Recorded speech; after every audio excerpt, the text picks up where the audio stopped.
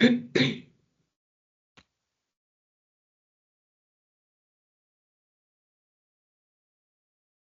everyone. Welcome to A Daily Shot of Basic Linguistic podcast. My name is Carla Perez. It's my pleasure to be here with my incredible friend Maritza de Leon. Hey, Maritza, how are you? Hello, Carly. Hello, everyone.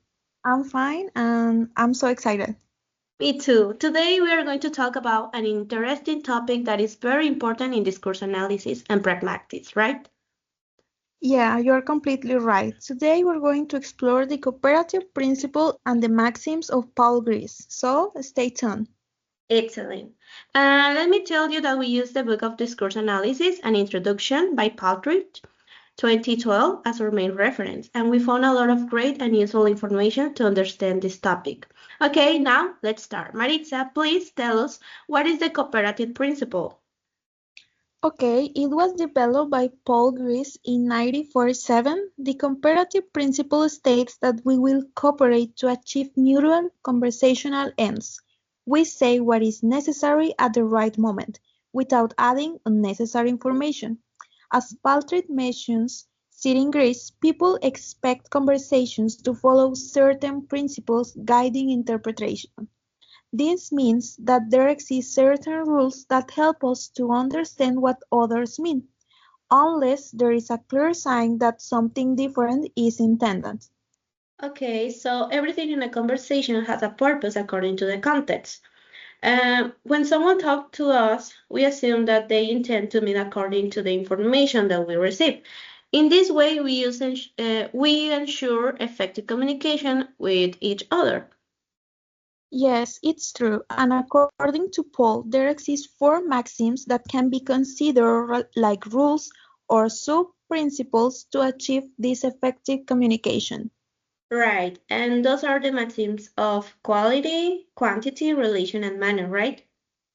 It's correct. The first one is the maxim of quality, and it says that people should only say what they believe to be true and what they have evidence for.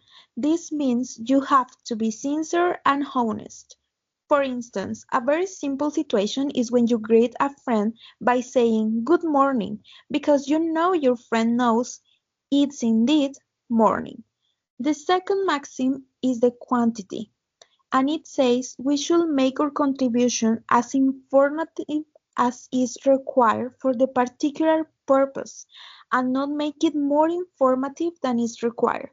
For instance, your classmate asks, "What time does the English class start?" Your answer should be the right amount of information. It starts at 2 o'clock p.m. Then we have the third one, the maxim of relation, that states we should make our contribution relevant to the conversation. For example, if I ask my boyfriend about the movie we watched, asking him something like, "Did you enjoy the movie?"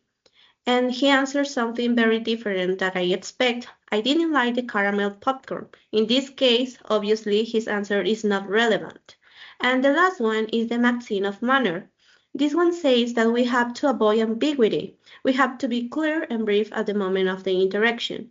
For example, if someone asks you about a direction, you have to be clear. "Excuse me, how do I get to the Marco Museum?" What would you be your answer, Maritza? Well, I would give you the directions to get there. In that case, take the bus number 99 and get off at the last stop. Exactly. You will not be ambiguous and tell me go left and then right. I mention these examples because it is important to know that people often do not always follow the maxims during conversations. Sometimes people follow the maxim when they intentionally break the rule to create sarcasms or make jokes. On the other hand, someone violates a maxim when they purposely break the rule to trick or deceive the listener. He usually doesn't notice they are being misled in the conversation. Yes, you're right. I mean, most people don't know this maxim exists. And as you said, we play with them while talking. In our daily life, sometimes we break the rules, as we always do with language. For instance, we say, "Don't leave me in the dark." And we are not literally in the dark. We know it's not something real, and according to the maximum of quality, it should be real. But it isn't. And related to the maximum relation, I think there are a lot of people who always say something completely different to what they were asked for. So, yes, Carly, you are completely right. Yeah, indeed. So in conclusion, the cooperative principle and the maxims play an important role in how we interpret meaning in our daily conversation and help us to understand each other easier. Also, in a certain way, help to have better conversations since they give us the answer we want based on the truth. However, as we mentioned, sometimes we consciously violate these maxims and it's due to the usage of language. Maybe we don't want to say the truth or we don't want to answer a question, so we can lie or say something completely different and we can do it. That's what makes our language so unique and the maxims help us to understand and communicate better. Yes, we hope you have learned something today and that these maxims and the cooperative principle will be useful to you. Remember that linguistics is always with us.